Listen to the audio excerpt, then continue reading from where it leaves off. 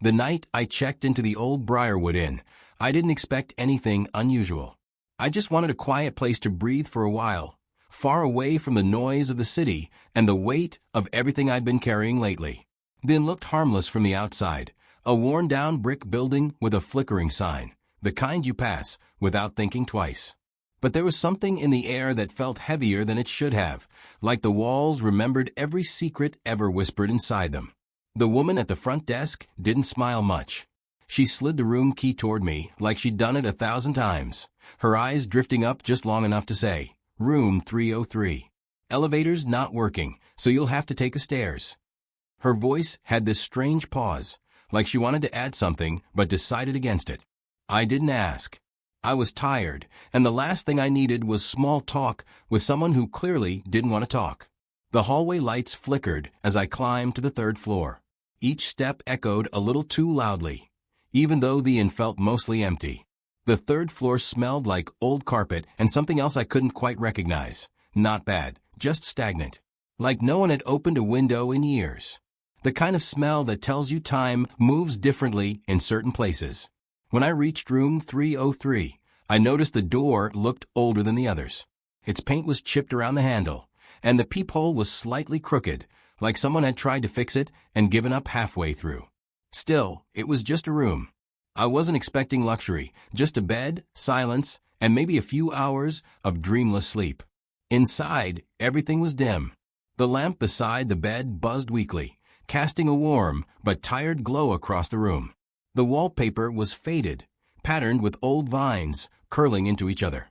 A small desk sat in the corner with a dusty landline phone placed neatly on top, the kind with chunky buttons and a heavy receiver that looked like it still belonged in another decade.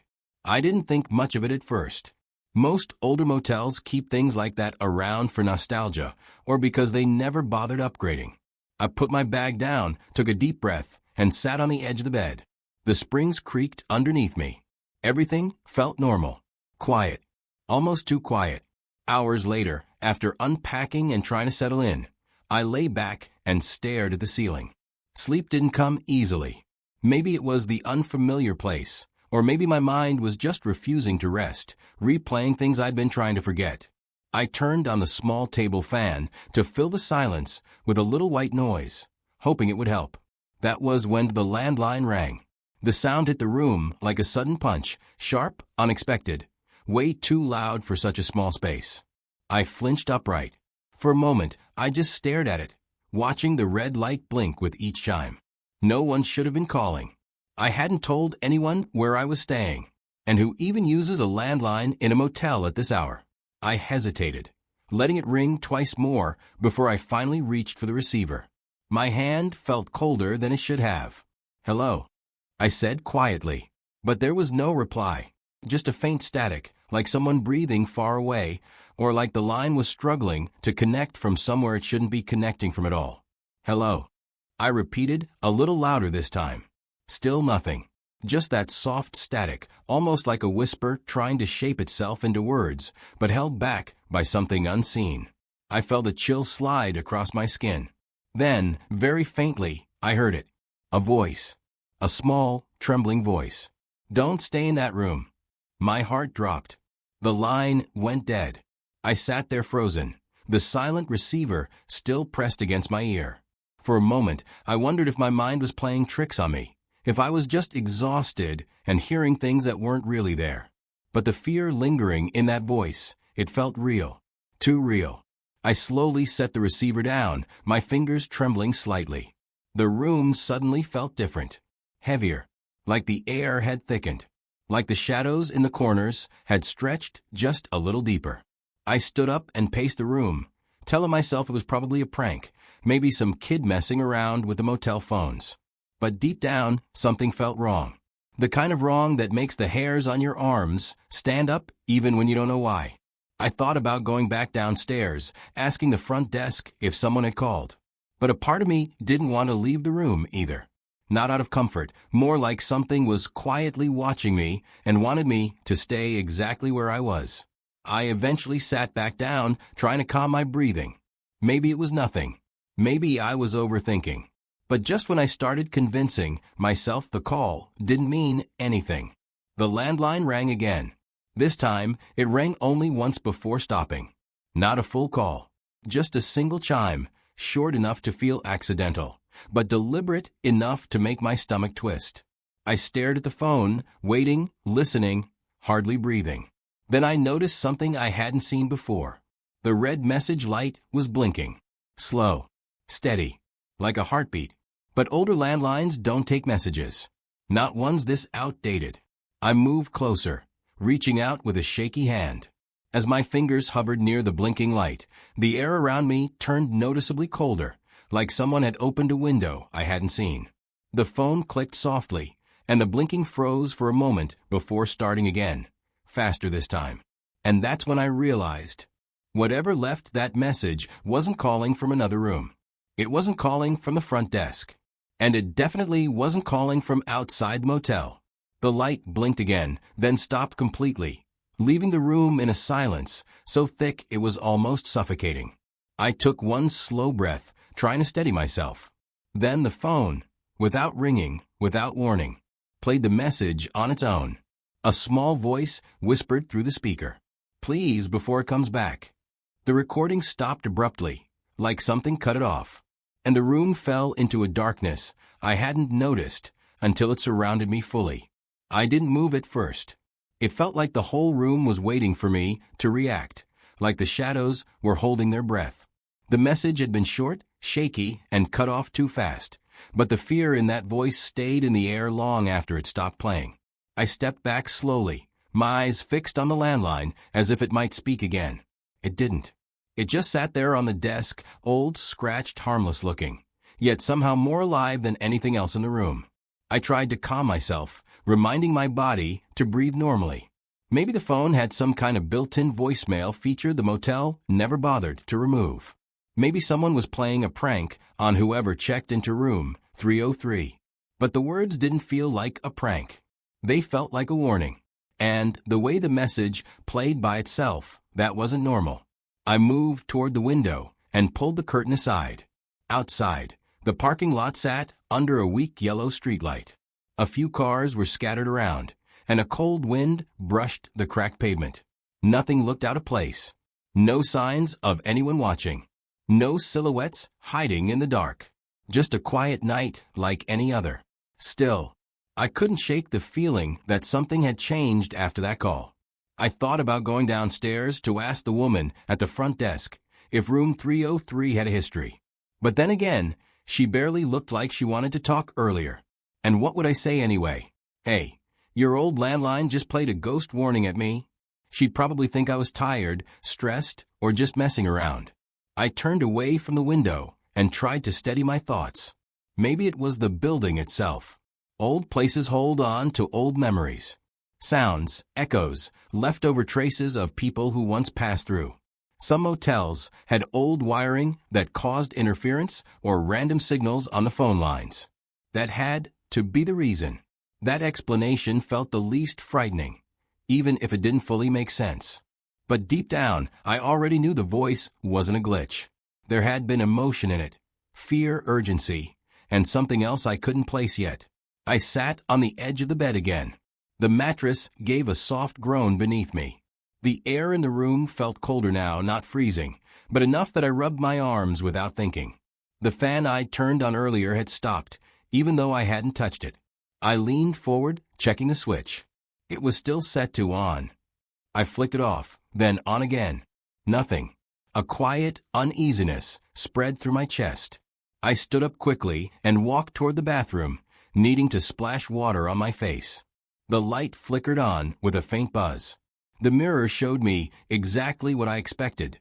Just me, tired and slightly shaken, the kind of look someone has after a restless night. The cold water helped a little, grounding me back into the moment. When I stepped out of the bathroom, the buzzing lamp on the nightstand dimmed again, as if reacting to my presence. I watched it for a moment. It flickered twice, then steadied. I looked around the room, feeling a strange weight settle in my stomach. The story of room 303 tugged at my mind, even though I didn't actually know the story yet. Buildings don't get this old without collecting rumors. I wondered what kinds of things guests had said about this place over the years. Maybe someone had written something online. Reviews, complaints, strange experiences. People always share things on the internet. I pulled out my phone and sat at the small desk. The motel's Wi-Fi was weak, but it worked well enough for searching. I typed Briarwood in room 303 into the search bar. At first, nothing came up. No stories, no reviews mentioning anything unusual. I tried Briarwood in history. Still nothing useful, just old business listings and a few outdated articles about renovations that were supposed to happen years ago but never did. I scrolled further, looking for anything that might hint at the strange feeling I had. But most results were just generic comments about the inn being cheap, old, or forgotten. Nothing about phone calls. Nothing about warnings. Nothing about what I just heard. Maybe that should have comforted me, but instead it made the silence heavier. Sometimes the things people don't talk about are the ones worth worrying about. I put my phone down and looked across the room at the landline again. Its stillness bothered me. The last time it rang, it cut through the room like a sharp knife. Now it just sat there, quietly waiting, almost like it knew I was watching. To distract myself, I checked the small closet near the door. It was empty except for a spare blanket folded neatly on the top shelf. Nothing strange. No cold spots. No hidden marks on the floor. Just a quiet closet in an old motel room. I moved to the window one more time, looking out at the empty corridor outside. The hallway lights buzzed and flickered lightly, but no one passed by. The quiet reminded me how isolated I was. The motel didn't seem busy tonight. Maybe that's why they gave me the third floor. Maybe they put guests up here only when the lower floors were full. But the woman at the front desk never mentioned that. I stepped back, letting the curtain fall shut. The room felt smaller now. The corners darker. Even the silence had depth to it, like it wasn't just absence of sound, but something listening, waiting, thinking. I returned to the bed, trying to rest, telling myself I would figure everything out in the morning. I'd talk to the staff, maybe ask for another room, maybe check out entirely. I wasn't trapped here. I could leave anytime I wanted. But lying down didn't help. The quiet pressed against me like a heavy blanket. Every small sound, the settling of the walls, the soft hum of the refrigerator outside, the slight creaks in the ceiling, felt amplified. The landline remained motionless, but my eyes kept drifting toward it, expecting it to ring again at any second. My mind wandered to the voice I heard on the message. It didn't sound old or digital. It sounded like a real person. Young maybe. Scared. And the way they said, "before it comes back," replayed in my head like a slow echo. What was it? And why warn someone staying in this room? The unease kept crawling deeper, and finally, I sat up again. I couldn't just lie there waiting. I needed to understand something, anything, that could explain what was happening. I walked over to the door and checked the peephole. The hallway was empty. Still, I opened the door slowly and peeked out. The air felt colder outside, as if the third floor carried a chill the rest of the building didn't. I stepped out for a moment, listening. Nothing but a faint hum from the vending machine down the hall. I took a few steps forward, glancing down the corridor. There were 6 rooms on this floor, 3 on each side. All the doors were shut. No lights underneath them. No voices. No signs of life. I turned back toward room 303 and noticed something small I hadn't seen earlier. A tiny mark near the bottom of the doorframe. Dark. Thin. Almost like a scratch or maybe a burned line. I crouched down, tracing it lightly with my finger. It felt rough, uneven. Had that been there before? I wasn't sure. Very close. Too close. And they were getting louder. I stood up slowly, my throat tightening. The hallway lights flickered again, just once, but enough to make me step back toward my room. I closed the door gently behind me, and then the landline rang. One long, sharp ring.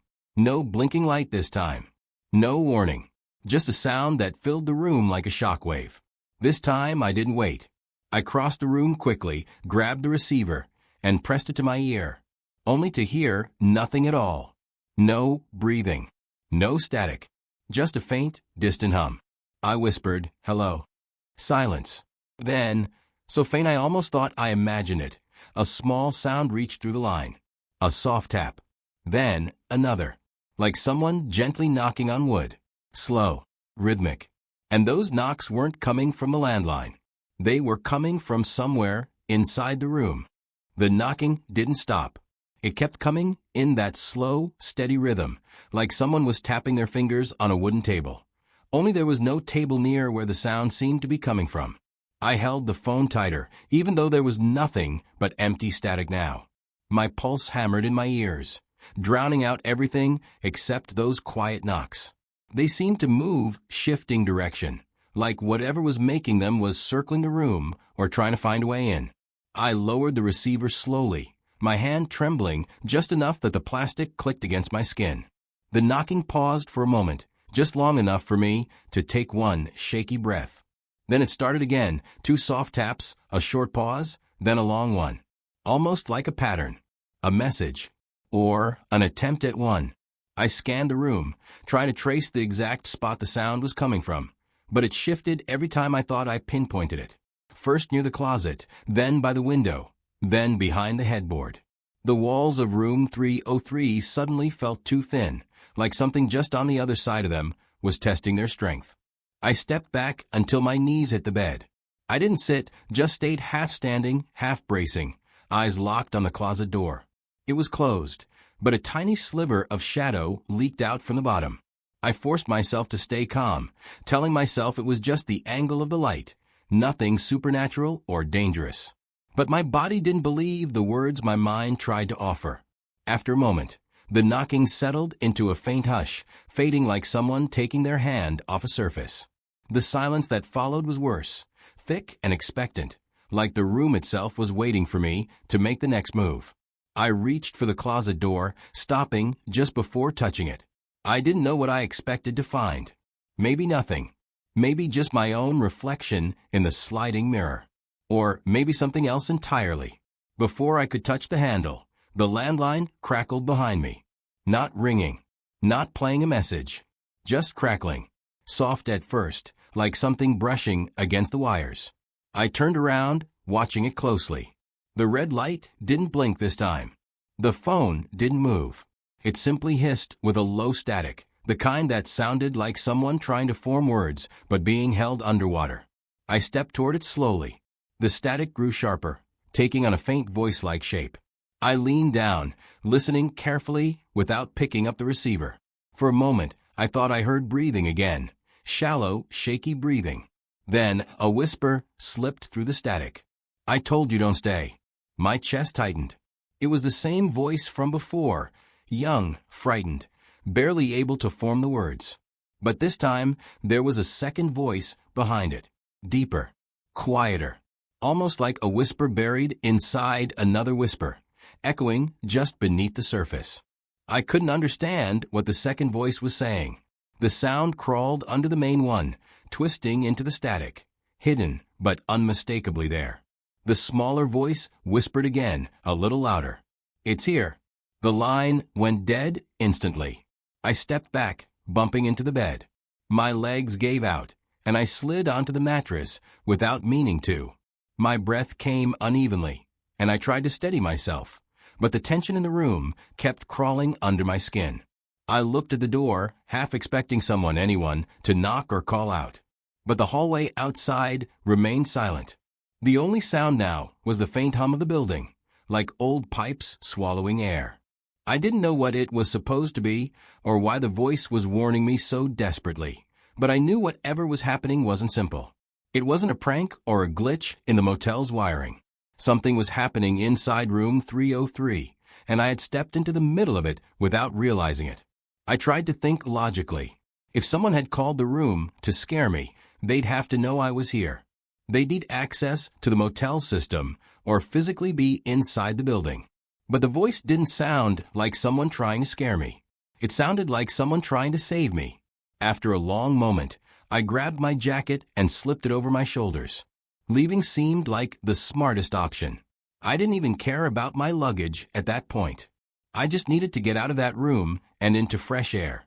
But as I stood up, a new sound filled the room, so soft I almost missed it. The faintest scrape, like something dragging lightly along the carpet, just behind the bed. I froze. The sound moved slowly, almost lazily, as if whatever was making it wasn't in a rush. I turned my head slightly, eyes shifting toward the edge of the bed frame. I couldn't see anything from where I was standing, but the dragging sound continued, the carpet fibers brushing in a slow, deliberate pull. I took a careful step away. The sound stopped immediately, too immediately, as if responding to my movement. My breathing hitched. I crouched slightly, trying to angle my head low enough to see under the bed without getting too close. But the dim lamp barely reached the floor, leaving everything beneath the frame swallowed in shadow. I didn't want to get closer. I didn't want to lean down. But slowly, the dragging sound started again, louder this time, closer to the edge.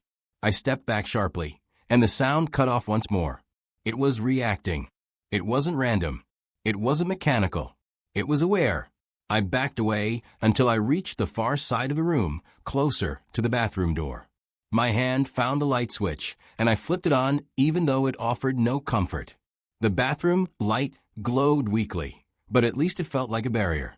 My eyes stayed locked on the dark space beneath the bed. Seconds passed like minutes. The dragging didn't return. The room stayed still, far too still. I felt the air around me shift again, cool at first, then sharply cold, as if something had opened a door inside the room that I couldn't see. Then the closet door creaked lightly, just enough to move an inch. I swallowed hard. I knew I had closed it. I remember the sound of it latching. But now it sat slightly ajar, the dark inside stretching inward like a throat. I whispered to myself, trying to stay sane. Old buildings settle. Doors move. It's normal. It's nothing. But even saying it out loud didn't help. The tone of the room had changed again, like invisible eyes watched from somewhere just out of sight. I took a slow step toward the door, ready to leave everything behind. Then a soft knock came from inside the closet. One gentle tap. Then another. Slow. Patient. Like whatever was under the bed had moved. I didn't wait to see anything. I grabbed the doorknob and yanked the door open. But right as I stepped into the hallway, the landline in room 303 rang again. This time, the sound wasn't sharp or sudden. It was long, drawn out, like it wasn't calling me, but calling something else in the room. The hallway air felt colder than the room, as if I had stepped from one unsettling place into another, only slightly less suffocating. I stood frozen just outside room 303, staring at the open doorway. The phone kept ringing, long, steady rings that felt like they were pulling at me, urging me to come back inside. But I didn't want to move. I didn't even want to breathe too loudly.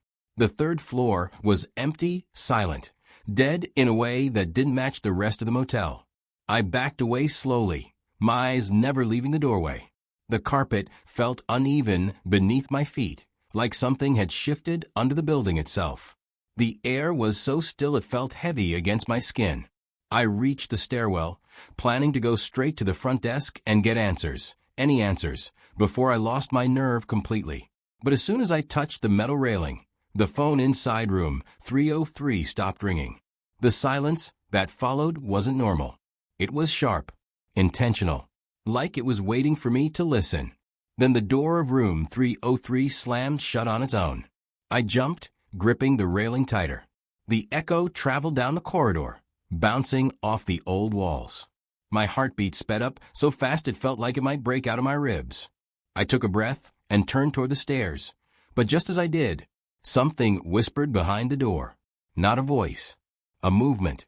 A soft shift, like someone stepping across the carpet. The pressure in the air tightened, as if the room was holding something inside or keeping something from leaving.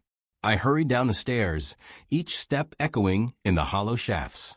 When I reached the first floor, the lobby felt strangely warmer. The front desk stood empty, a half-written form resting on the counter with a pen lying beside it, as if the clerk had stepped away only seconds ago. The small lamp on the desk flickered faintly. "Hello," I called out, trying to sound calm. "Is anyone here?" No reply. I approached the desk and lightly tapped the bell. The sharp ding echoed through the lobby, bouncing into the quiet hallways that branched off. Still no response. I tried calling again, a little louder. Nothing. I leaned over the counter to see if anyone was in the back office. The door behind the desk was open, but the room beyond was dark. I hesitated before calling out one more time. Hello? I need help with room 303. At the mention of the room number, the lobby lights flickered once, like someone had lightly brushed the switch. My stomach twisted. I waited a few seconds, hoping someone would appear, but the building stayed silent. I didn't want to go back upstairs, but staying in the empty lobby didn't feel safe either. The motel felt abandoned, but not completely. Something was here, just not in the places where people should be. I stepped away from the desk and looked around the lobby. A small sitting area rested near the window, with 2 faded armchairs and a coffee table stacked with old magazines no one had touched in years. A vending machine hummed quietly beside the wall, its flickering digital numbers casting a soft glow on the floor. Everything looked normal, but the silence made it impossible to relax. I considered leaving the motel entirely, just walking out into the night and not looking back. But my keys, bag, and everything else were still upstairs. And the idea of going back to room 303 felt like walking into a trap. Before I could decide what to do, the phone at the front desk rang. I froze instantly. The ringing wasn't loud like the landline upstairs. It was softer, older, like the sound came through dust-covered wires. But it carried the same pull, the same heavy feeling that wrapped around me and dragged my attention forward. I moved slowly toward the counter. The phone kept ringing. 5 rings. 6. 7. I reached out with a shaky hand and picked up the receiver. For a moment, there was nothing but a soft, static hum, like breathing through a tunnel. Then a familiar small voice whispered, "You shouldn't have left the room." My throat dried instantly. "Who are you?" I whispered back. "Where are you calling from?" A pause. Then, "It's in the hall now." I felt a rush of cold air sweep behind me, sliding across my shoulders and down my spine. I spun around instinctively. The lobby was empty. The hallways were empty. But the air wasn't still anymore. It moved in slow waves, like something invisible had passed through. I backed closer to the desk, gripping the edge. The voice on the phone trembled as it continued. "You have to listen before it finds you." I forced myself to stay steady. "What finds me? What do you mean?" The static swelled, crackling against the speaker. The small voice sounded strained, like someone trying to whisper while being pulled away. "It doesn't like when people leave the room. If you go back, it will follow. If you stay away, it will search." My chest tightened. "Search where?" The voice fell to a whisper, so soft I had to hold my breath to hear it. "Everywhere." Before I could respond, the line cut. I slowly lowered the receiver, my fingers numb. I turned toward the hallway leading to the stairs, half expecting something to appear at the end of it. Nothing moved, but the air carried a faint sound, like fabric brushing lightly, almost like footsteps. I took a step back from the hallway. A faint thump echoed from upstairs. Then another. Slow, steady footsteps, pacing outside room 303. My pulse surged. Each footstep creaked across the old floorboards above me, following a pattern. Not random, not confused, intentional. Then the footsteps stopped. And a moment later, something pressed lightly on the floor above the lobby. One short, heavy step. Then another, closer to the stairs.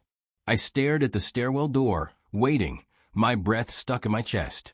The steps descended slowly, one by one, the weight behind them enough to make the metal railing tremble.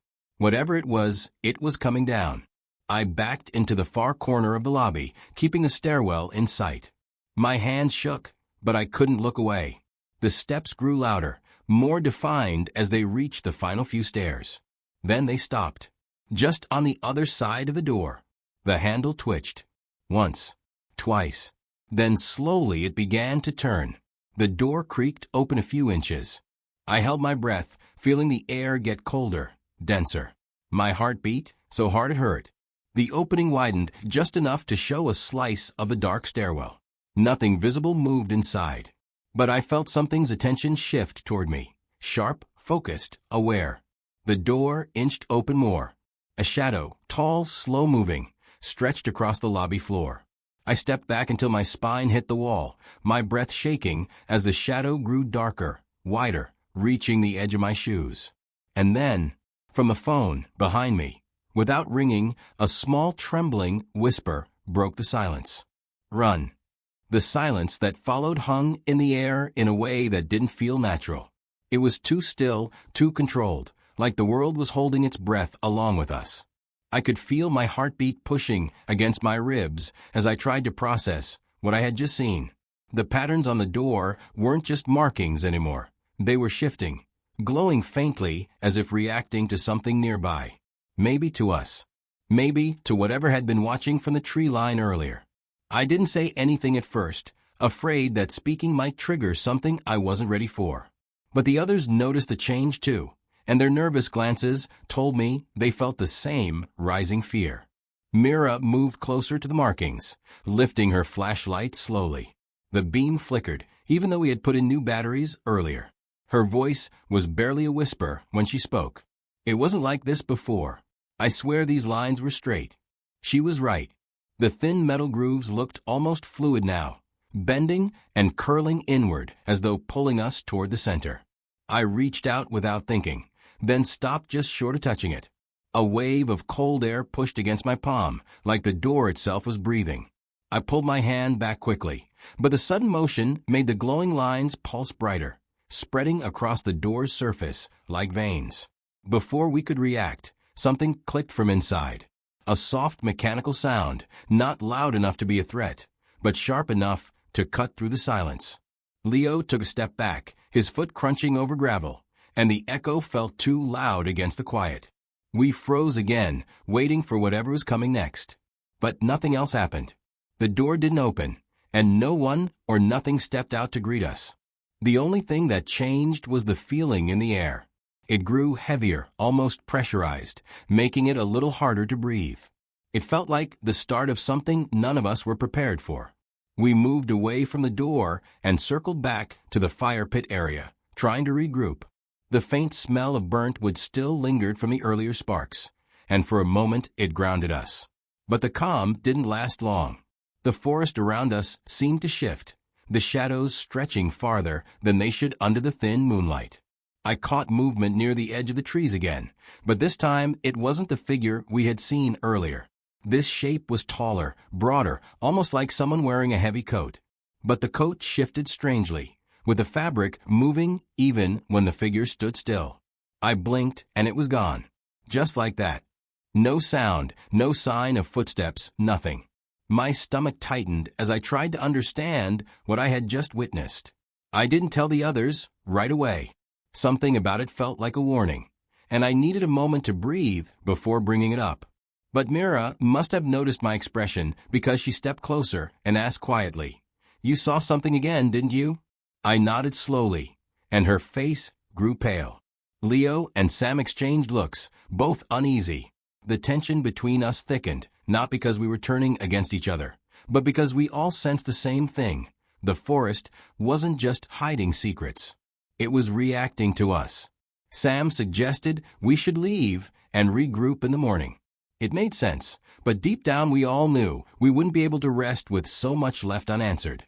Something drew us to this place, and whatever was happening wasn't finished yet. And then, as if to confirm our fears, we heard a sound from behind the shed. Not the mechanical click from the door. This was different. A muffled thud. Then another. Animals didn't make sounds like that. It was deliberate, like someone moving heavy objects or shifting equipment. We grabbed our lights and moved toward the back of the shed, staying close together. The grass was damp under our shoes, and each step sounded louder than it should. When we rounded the corner, we expected to see footprints or maybe one of the doors open. Instead, we found something far more unsettling. The ground was disturbed not in a random pattern, but in a spiral, like someone had dragged something in circles. In the center lay a small metal object, half buried in the dirt. Leo crouched down and brushed the soil away. It was a key, old, rusted, but carved with the same strange patterns as the shed door. Before anyone could say anything, another sound cut through the night, a low humming from inside the shed. The glowing lines brightened from behind the metal door, leaking through the cracks like light from a furnace. The hum grew louder, vibrating the ground faintly beneath our feet. And then we heard something that made all of us freeze in place. Footsteps. Slow, dragging, coming from inside the shed. They didn't sound hurried. They didn't even sound threatening. But that somehow made them more terrifying. It was the calmness in each step that made my skin crawl. Whoever, or whatever, was moving in there had no reason to rush. It knew we were outside. It knew the door was locked. And it knew we were helpless. The humming stopped suddenly, and the glowing lines dimmed. The footsteps fell silent. Everything went still again. Then, just when we thought it was over, the voice came. A quiet whisper, so soft we barely heard it. Not yet. The words sent a chill through all of us. It wasn't a warning. It wasn't a threat. It was a promise. And it sounded like it came from just behind the thin metal door. Before any of us could react, Myra's flashlight flickered violently and went out. Then Sam's, Leo's, mine. Every light vanished at once, plunging us into complete darkness. The forest, the shed, the sky, everything disappeared in an instant. And right before the last faint glow from the shed faded completely, I saw a shadow move behind the door. Not the shape of a person. Bigger, taller, bending in ways a human body couldn't. The darkness swallowed us whole, and I felt the ground shift under my feet, as if the forest itself was changing shape around us. Something had awakened, and it wasn't hiding anymore. The darkness felt alive, like it had weight, pressing against our bodies and forcing us to stand still. I could hear my own breathing, shaky and uneven, and I knew the others were just as scared. For a moment, none of us moved. We didn't even dare whisper. Then, slowly, the faintest glow appeared behind the shed door, barely visible, but enough to outline the strange shifting patterns again. The silence broke when Mira grabbed my arm, her voice trembling as she whispered, "We need to move. We can't stay out here like this." I tried to answer, but before I could speak, the ground vibrated again. Not violently, more like a steady pulse, as if something underneath us was gathering strength.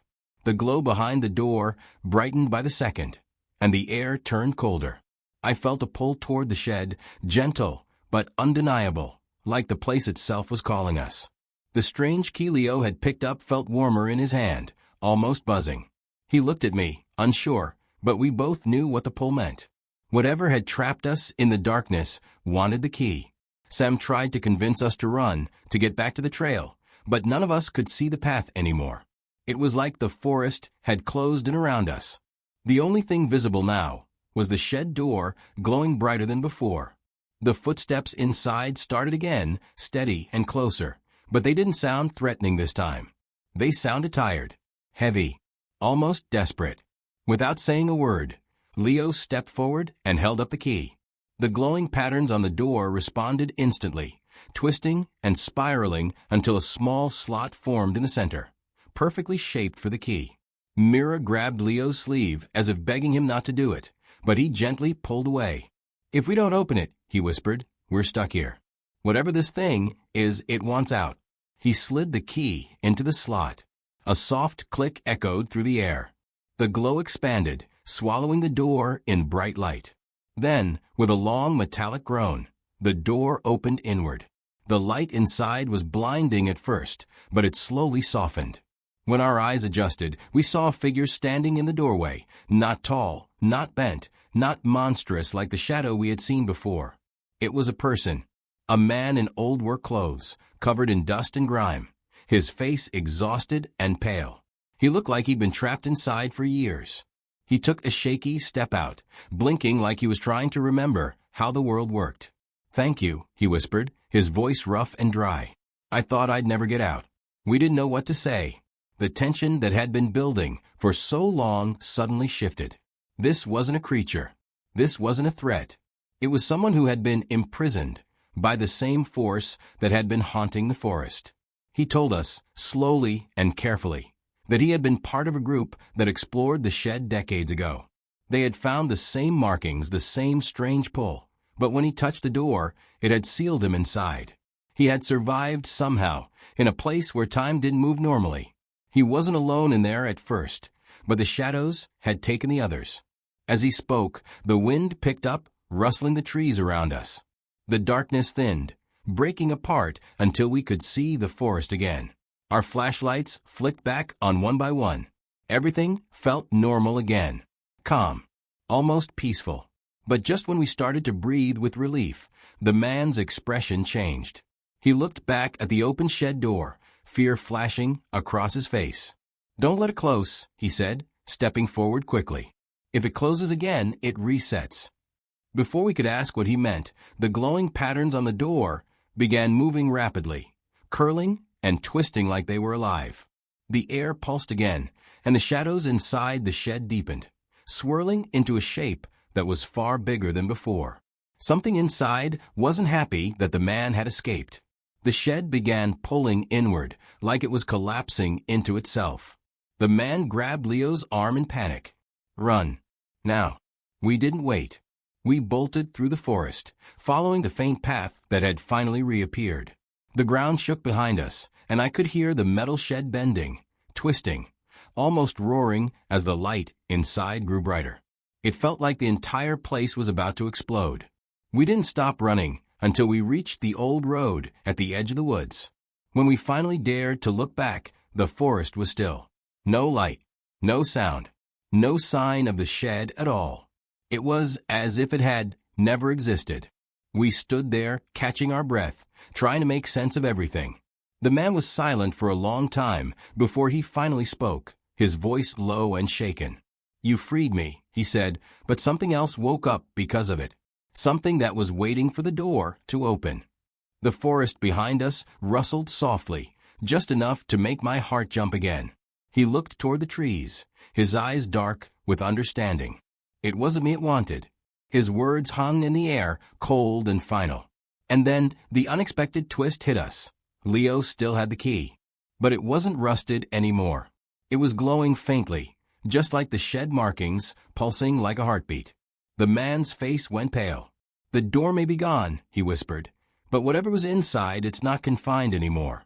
And that key, whether you like it or not, is how it finds its next way out." Leo looked down at the key, and in that moment, the faint glow brightened in his hand. Our nightmare wasn't just ending. It was shifting, and now it was following us. The glow from the key faded in and out like it was breathing, and each pulse made Leo's hand shake a little more. None of us spoke at first. We were all too stunned, too tired, and too overwhelmed to find the right words.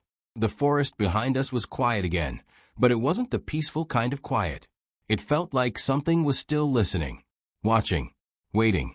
Even the man we rescued, who had seemed relieved just moments ago, looked troubled, like he understood something we didn't. We moved farther down the old road until we reached a small clearing lit by the moon. It wasn't much safer, but at least it felt open, like the trees couldn't close in on us again. Leo finally sat down on a fallen trunk and opened his hand. The key glowed softly, barely visible unless you stared directly at it. He looked at me and whispered, "Why me? I didn't ask for any of this." The man sat beside him, keeping a little distance. "It chooses whoever touches it at the right moment," he said. "It's not about worth or destiny.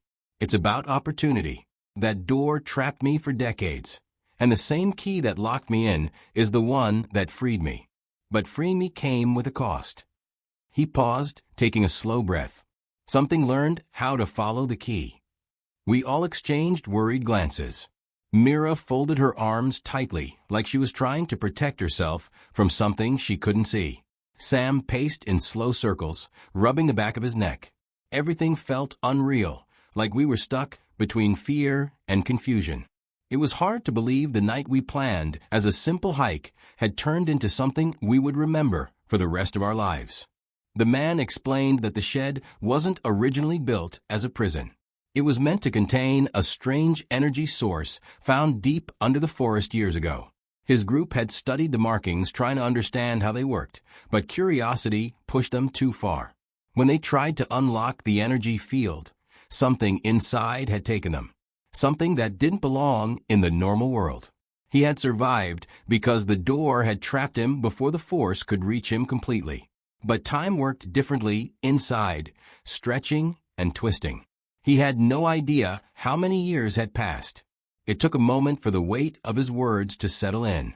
We weren't dealing with a ghost or some creature hiding in the woods. It was something older, something tied to the land itself, something that reacted to the key like a signal.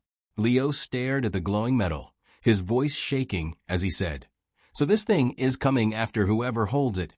The man nodded slowly. "It's drawn to the key, because the key opens pathways. It's like a beacon. As long as you carry it, it can sense you." Sam stopped pacing. "So what do we do? Get rid of it? Break it?" The man quickly shook his head. "No, you can't destroy it. And throwing it away won't help. If the key is separated from you by force, it will simply reappear near you again. The only way to stop the connection is to take it somewhere the energy can't reach. Somewhere isolated." I felt a wave of worry rush through me. Where would that even be? He hesitated before answering. "There's a place. The original research site. It's abandoned now, hidden deeper in the forest than the shed ever was. If we return the key to the old containment chamber, the connection should break. The force will lose its signal." The idea of going even deeper into the forest made all of us nervous. After everything we had seen, the last thing we wanted was to walk back into darkness. But Leo looked at us with a steady determination.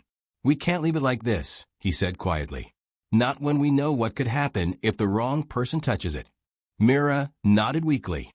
Sam sighed but didn't argue. So we followed the man as he led us further off the road, along a narrow path barely visible under the moonlight. It took a long time, and the deeper we went, the colder the air became. My breath fogged in front of me, and the trees grew taller, their branches twisting like they had grown under pressure.